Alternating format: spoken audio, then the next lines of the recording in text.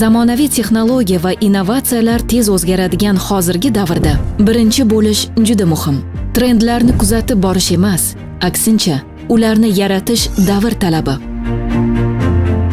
Innovatsion guruhlarni tashkil etish o'zgarishlarning oldingi safida bo'lish imkonini beradi. Innovatsion guruhlar bu shunchaki mutaxassislar jamoasi emas. Bu bitta maqsad bilan birlashtirilgan turli ko'nikma va g'oyalarga ega professionallar jamoasi. Ular mavjud muammolarni hal qilish uchun yangicha, noodatiy yechim izlaydi. O'zbekistonda kelajak bugundan boshlanadi.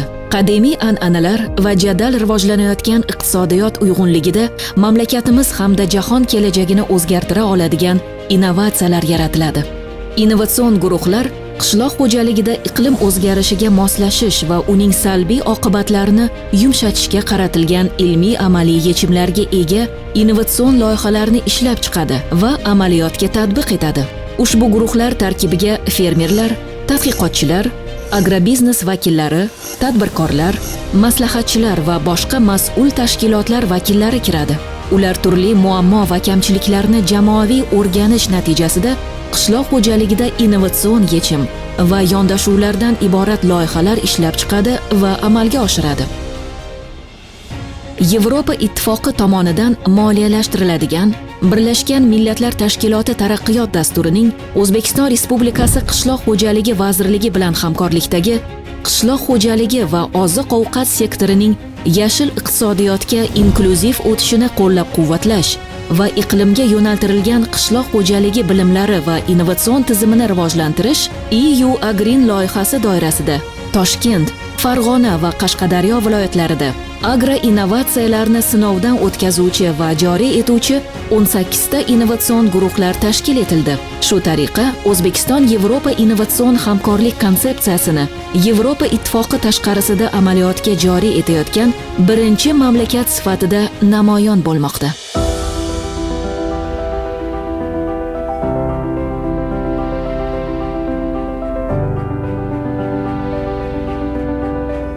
Hozirgi kunda men Yevropa Ittifoqi tomonidan moliyalashtirilgan Agreen loyihasi doirasida janubiy mintaqalarda qattiq bug'doyni yetishtirish hamda agrotexnologiyalarni ishlab chiqish hamda yuqori sifatli makaron ishlab chiqarishni yo'lga qo'yish loyihasi doirasida tadqiqot ishlarini olib bormoqdaman.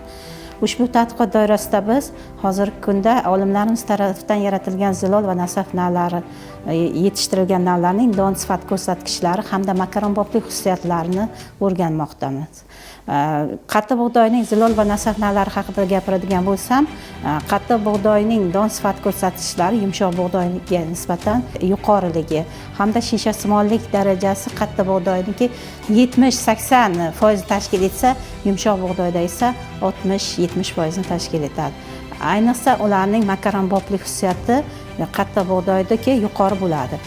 Ya'ni makaronni qilib biz yaratgan olimlar tomonidan yaratilgan makaronlarni pishirganimizda makaronlar ezilib ketmaydi suvda qaynatganimizda. Shuningdek, qattiq bug'doy doni kristal amorf shaklda bo'ladi. Yumshoq bug'doyda esa ushbu moddalar kristal amorf shaklidagi moddalar bo'lmaydi. Hozirgi kunda bizni qattiq bug'doy navlarimiz biz o'rgandik, yetishtirish agrotexnologiyalarini dala sharoitda o'rganib hamda yetishtirilgan hosilni laboratoriya sharoitida o'rganib fermer xo'jaliklariga ushbu navlarni biz yetishtirgan olimlar yaratgan navlarni don ko'rsatkichlar yuqoriligi bo'yicha seminarlar o'tkazib ularga tavsiya qildik. Hozirgi kunda ular ham ushbu qattiq bug'doy navlarini biz olimlar tomonidan yetishtirgan navlarni yetishtirib kelmoqda va ular ham hozirgi kunda aytishmoqdaki, ushbu navlar qurg'oqchilikka hamda kasallikka chalinmayapti deb o'zlari mamnun bo'lib yetishtirishmoqda. Janubiy dehqonchilik ilmiy institutida yaratilgan zilol va nasaf navlarini innovatsion guruh bilan birgalikda fermer xo'jaligi maydonlarida 5 gektar maydonda ekish ishlarini amalga oshirdik. Innovatsion guruh bilan birgalikda fermer xo'jaligimizda qurg'oqchilik mintaqada joylashganligi uchun artizan quduqlari hamkorlikda birgalikda o'rnatib berildi bizga. Shu bilan sug'orish ishlarini yanada yaxshi yo'lga qo'yish ishlari birgalikda bajarildi. Fermer xo'jaliklarimizda jami 54 gektar yer maydonda bo'lib, shundan 5 gektar maydonda Janubiy dehqonchilik ilmiy institutida yaratilgan zilol va nasaf navlari ekildi. Unga hosildorligi 40-45 sentnergacha olishga erishildik. Qattiq bug'doyning afzalliklari qurg'oqchilik mintaqa bo'lgani uchun kam suv talab qiladigan, zang kasalliklariga chidamli bo'lib, biz har yili fungitsidlar qo'llash orqali iqtisodiy samaradorligimiz past bo'laydi. Innovatsion guruh a'zolari tomonidan birgalikda olib borgan tadqiqotlar natijasida fungitsidlarga qattiq bug'doy zang kasalliklariga chidamli bo'lganligini bizga tushuntirish ishlarini olib borishdi va biz uni ekdik. Uni ekish orqali 2-3 marta qo'llangan fungitsidimizni qo'llamadik va iqtisodiy samaradorligimiz yaxshi bo'ldi fermer xo'jaligimizda. Nasaf va zilol navlarini boshqa fermer xo'jalariga ham ekishga tavsiya qilaman. Bu yilda esa 7 gektar maydonda Janubiy dehqonchilik imtihon institutidan yaratilgan nasaf va zilol navini ekdik va ko'karish holatda yetishtirmoqdamiz. Bundan tashqari, donidan tan narxi yumshoq bug'doyda 2800 ming so'm bo'lsa, qattiq bug'doyning tan narxi esa 3200-3000 atrofida bo'lishi bizda fermer xo'jaligimiz iqtisodiy samaradorligini yanada oshirishga imkon berdi.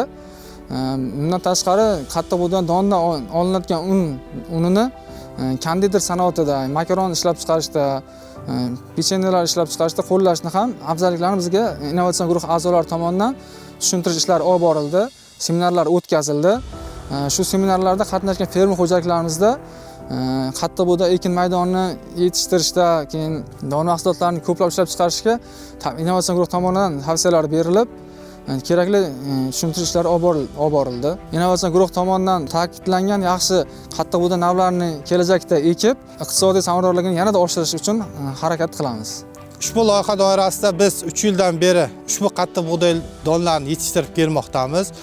Bugungi kunda esa, ya'ni barcha qiziquvchi fermerlarga nafaqat Qarshi tumanida yoki Qashqadaryo viloyatida, respublikamizning barcha viloyatlariga yetarlicha bizda urug'lari jamg'arilgan, bemalol olib, ekib, sifatli qattiq bug'doy yetishtirish bo'yicha barcha ko'rsatmalar, agro tavsiyalar ishlab chiqqanmiz.